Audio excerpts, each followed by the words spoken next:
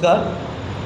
পোনপ্ৰথমে ইয়াত উপস্থিত সাংবাদিক বন্ধুসকললৈ আমি সদৌ বিটিআৰ বেংগলী যুৱ ছাত্ৰ ফেডাৰেশ্যনৰ তৰফৰ পৰা সংগ্ৰামী অভিনন্দন দিয়াৰ লগতে আপোনালোকে যে আহি আমাৰ আমন্ত্ৰণ মৰ্মে ইয়াত আহি আমাৰ মনৰ কথাষাৰ ৰাইজৰ মাজত তুলি ধৰিবলৈ আমাক সহায় কৰিলে, তাৰ বাবে আমি আপোনালোকক প্ৰথমে ধন্যবাদ আৰু কৃতজ্ঞতা জনাইছোঁ।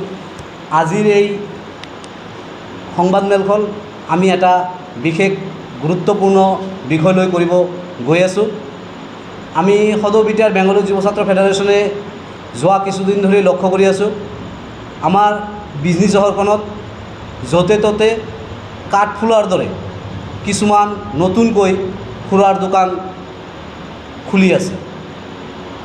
আমি অতি দুখেৰে আপোনালোকক জনাব বিচাৰোঁ যে যোৱা 2 আগষ্ট তাৰিখে আমাৰ কাৰ্যালয়ৰ সন্মুখতেও এখন নতুনকৈ খুৰাৰ দোকান খোলা হ'ল। এই বিষয়টো এটা ৰহস্যৰ আঁৰত সোমাইছে বুলি আমি ভাবিছোঁ। আমি সদৌ বিটিআৰ বেংগলী যুৱ ছাত্ৰ ফেডাৰেশ্যনে এই বিষয়টোলৈ যোৱা 25 জুন তাৰিখে আমাৰ বিজনীৰ মাননীয় মহকুমাধিপতি মহাশয়, লগতে বিজনীৰ মাননীয় বিধায়ক মহাশয়, বিজনীৰ 17 নং চুবাইজাৰ সমষ্টিৰ পাৰিষদ প্ৰভাত বসুমাতাৰী ডাঙৰীয়া, লগতে আমাৰ বিজনী পৌৰসভাৰ সভাপতি গুণেশ্বৰ গোহাৰি ডাঙৰীয়াক আমি বিজনী আঞ্চলিকৰ তৰফৰ পৰা এই নতুনকৈ খোলা দোকানখনৰ বিৰুদ্ধে এখন স্মাৰক পত্ৰ প্ৰদান কৰিছিলোঁ। কিন্তু দুখৰ বিষয়, ইমান বিৰোধিতা সত্ত্বেও এই দোকানখন যোৱা 2 আগষ্ট তাৰিখে কেনেকৈ খুলিবলৈ পালে, বিষয়টো এটা ৰহস্যৰ গোন্ধ আমি পাইছোঁ।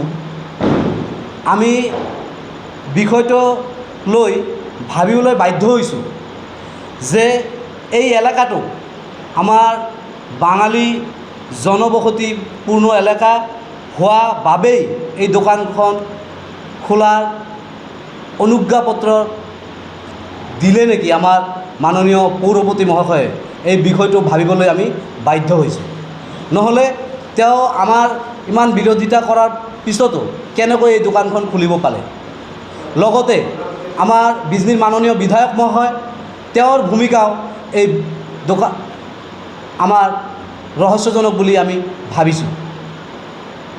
যদি তেওঁলোক আমাৰ এই বিষয়টোলৈ চিন্তা কৰিলে হয়, তেনেহ'লে আজি এই দোকানটো খুলিব নোৱাৰিলে হয়। যিয়ে নহওক, ইয়াৰ পিছত যেতিয়া আমি গম পালোঁ যে কোনো ব্যৱস্থা হোৱা নাই, দোকানটো খোলাৰ আগদিনাখন আমি আমাৰ বিজনী থানাৰ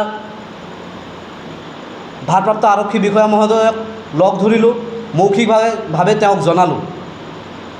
তাৰপিছতো কোনো একশ্যন নহ'ল।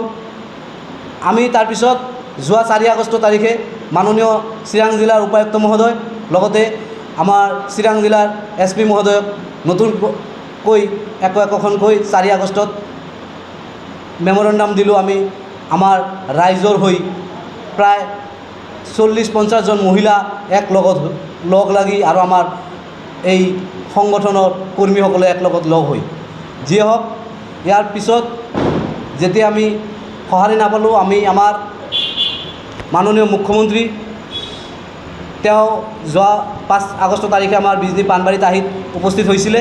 তেতিয়া তেওঁক আমি সংগঠনৰ তৰফৰ পৰা বিষয়টো অৱগত কৰালোঁ আৰু তেওঁক অনুৰোধ জনাইছোঁ যে এই বিষয়টোলৈ তেওঁ যেন হস্তক্ষেপ কৰে, আৰু তেওঁ আমাক আশ্বাস দিছে বিষয়টো তেওঁ বিবেচনা কৰিব বুলি, আৰু এই দোকানখন বন্ধ কৰাৰ ক্ষেত্ৰত তেওঁ সহায় আগবঢ়াব বুলি আমাক আশ্বাস দিছে। আৰু আমি যদি এই দোকানখন বন্ধ হয়, তেনেহ'লে তেওঁৰ ওচৰত আমি চিৰকৃতজ্ঞ হৈ থাকিম, আৰু তেওঁ নিশ্চয়কৈ এই বিষয়টো অতি গভীৰভাৱে চিন্তা কৰিব, আৰু আমাৰ যি উঠি অহা প্ৰজন্ম, এই উঠি অহা প্ৰজন্মক ধ্বংসৰ পৰা তেওঁ নিশ্চয়কৈ বচোৱাৰ ক্ষেত্ৰত আমাক সদৌ বিটিআৰ বেংগলী যুৱ ছাত্ৰ ফেডাৰেশ্যনক সহায়ৰ হাত আগবঢ়াব বুলি আমি নিশ্চিত।